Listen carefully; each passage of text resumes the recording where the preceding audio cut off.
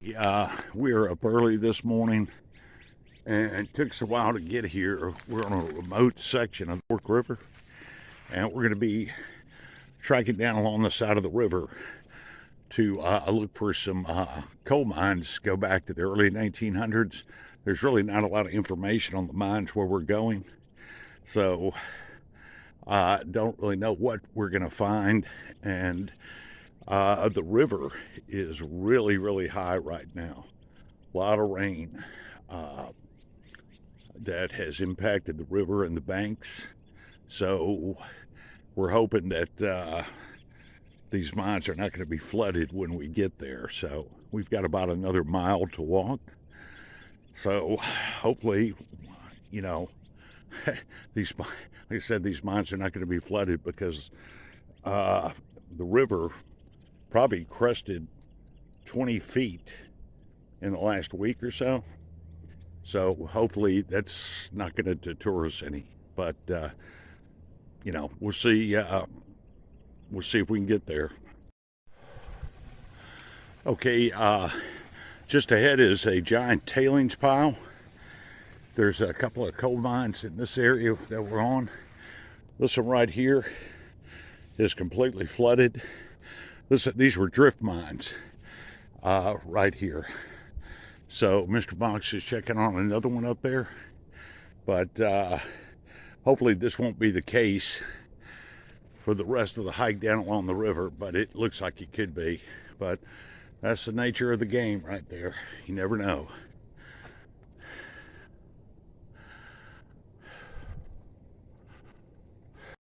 Okay, so some of the mines down along at this section of the river, they were reopened in the 1940s and served as truck mines. So what you've got here is what used to be a coal drift mine. It still is, but they built a air shaft on top of the coal drift mine entrance. So that's what that big concrete foundation is. You can still see the utility pole right there, but I'm not sure if we're going to see anything else like that, but it is pretty interesting. And all that water coming out of that drift mine. So, all right, we'll proceed on this way.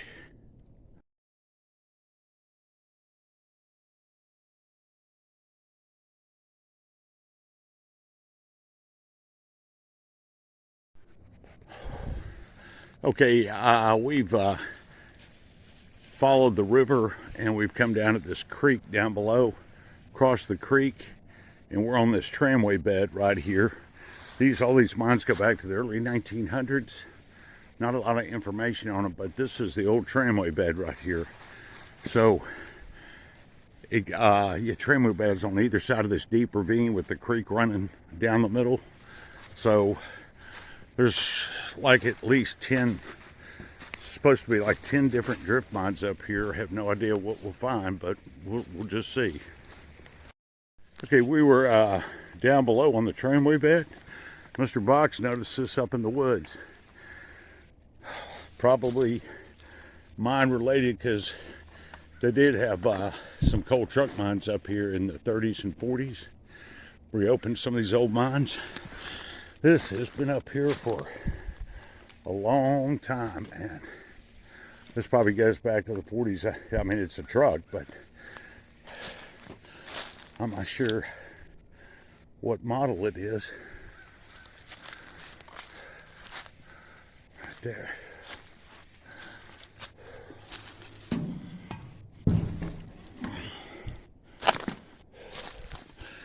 Yeah, definitely manual transmission. Right there. Probably never know.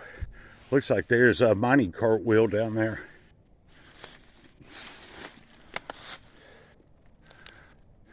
Huh. Things you find in the woods, man. You know? Yeah, look. They had a hoist right here. This is a cable hoist. You know that old video? Yeah. Tie that in. Well, yeah. We've seen some of these, but not one this intact.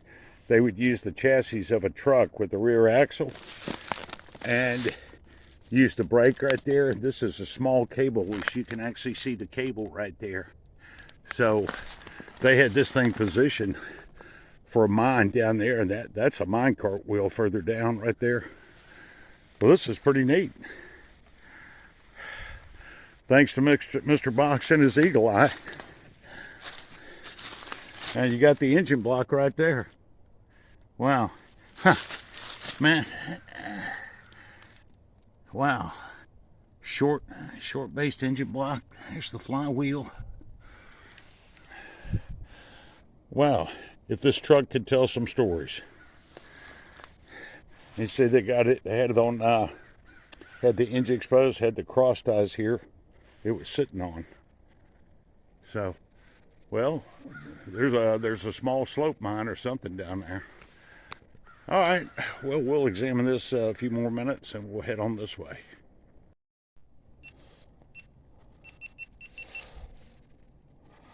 So there's a continuation of the hoist cable right there.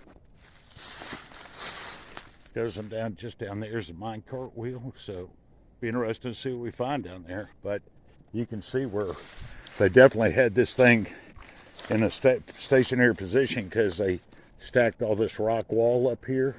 And it looks like they had a shed, something covering it right here. So,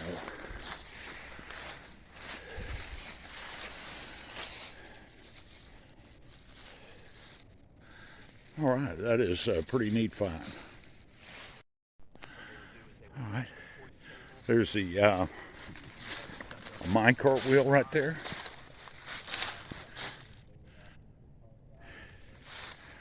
And right here, Mr. Box kind of dug this up. That's the continuation of the hoist cable right there. So they had this going right down here. Got some wooden timber supports right here. Looks like cross ties. Got a small tailings pile right here. So very interesting.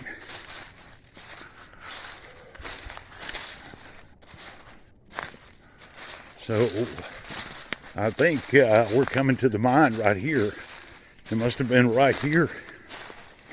Yeah, the mine was right here. They had the mine carts come up and they just pulled them right up this way.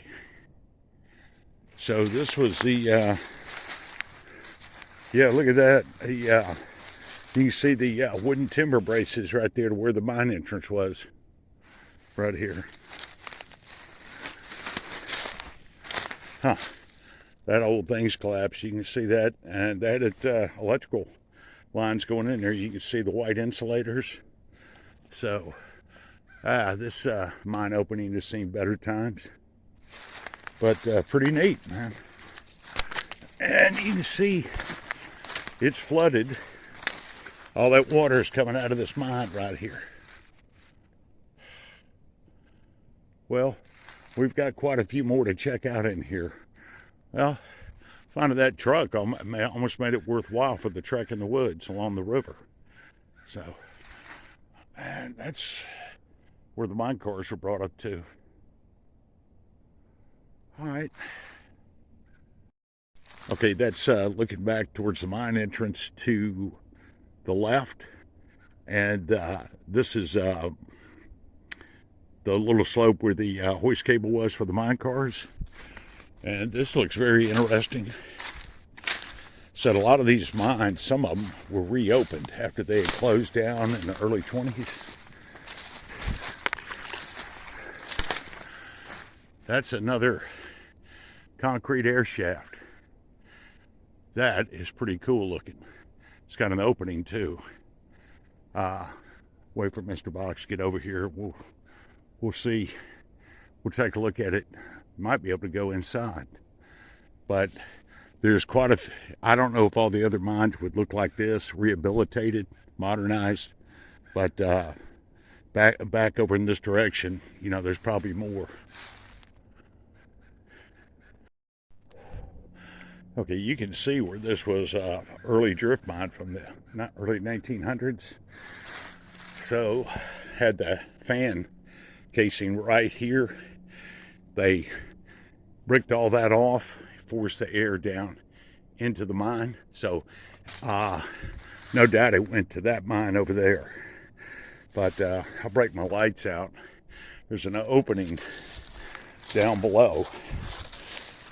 Right there. Mr. Box will be in this thing in a flash.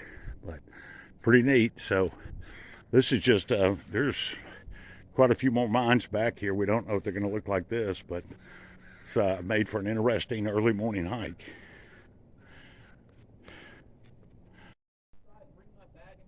Okay.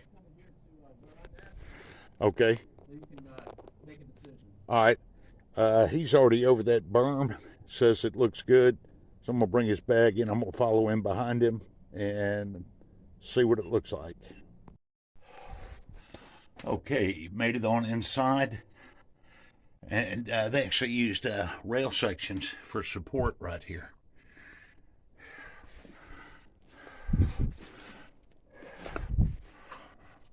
Just looking back that way. And they had this thing blocked off with a door. But that's where the fan was mounted up there.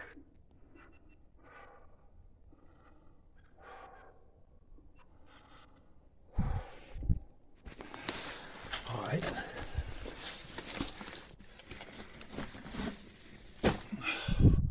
Let me get over this. You can see how deep this river is. This is a good coal seam. Yeah, excellent. Very definitive.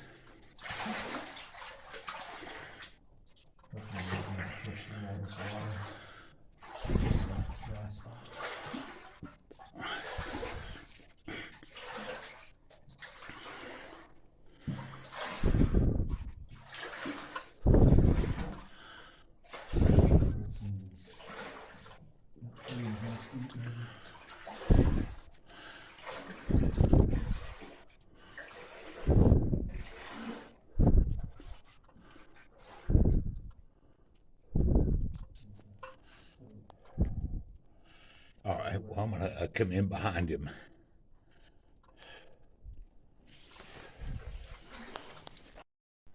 Okay, so moved on through that flooded area. It's kind of drying out.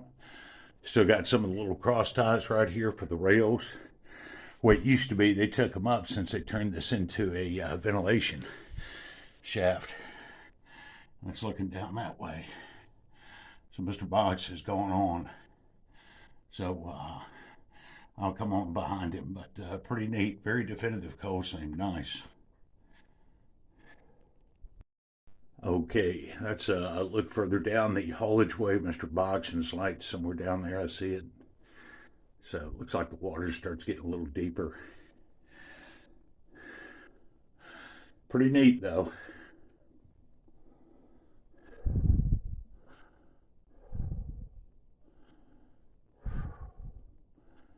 All right, I think he's coming on back. Looks like the water keeps getting deeper. That's as far as I'm going to go right here. I mean, it's neat looking, but you know, there's nothing. It's kind of like when you've been in one cold drift mine, it's almost like you've been in all of them. So, but yeah, you can see his light. All right, wait for him to get back. Okay, so this is looking back towards the entrance, which is around the corner. And you've got a side haulage way that probably leads into that other drift mine we were looking at earlier. So, you know, they went into these side entries. They really only took just a little bit of the roof out. They stuck with the coal seam and used that above it as the roof support. Probably cribbing his way back in there for roof support. There's another one right there. I think Mr. Box said he may go gung-ho on this one or another one. So there's another one on the right as well. Gotcha. Yeah, I see that. All right. I'm probably gonna go ahead. I'll wait for him, see what he does. I'll probably make my way back outside shortly. But very neat, man. Unexpected find. We kind of expected all these to just be flooded, caved in. So, you know, nice bonus prize.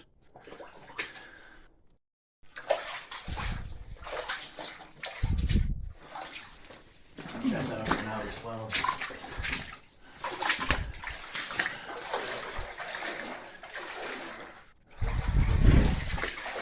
Well, I see some cribbing down there. Yep. Here's some browns. Okay. Underwater? Yeah. Yeah. Oh, pull them out. Is it just end back there? I'm about to go. I was gonna Okay. pull my phone out and try to get it. All right. Are you okay? Yeah, I'm good. I'm going to head back towards the entrance if that's okay with you. All right. I'm going to leave Mr. Box to his aquatic activities. And I'm going to make my way back up here towards the opening.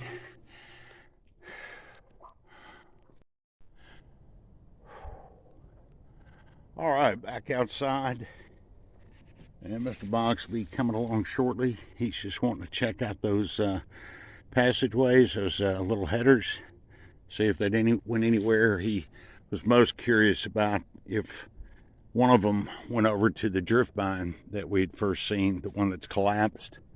And I'm sure it probably does. I mean, he may, who knows, he may get to it and be gone for 2 hours. But very nice find.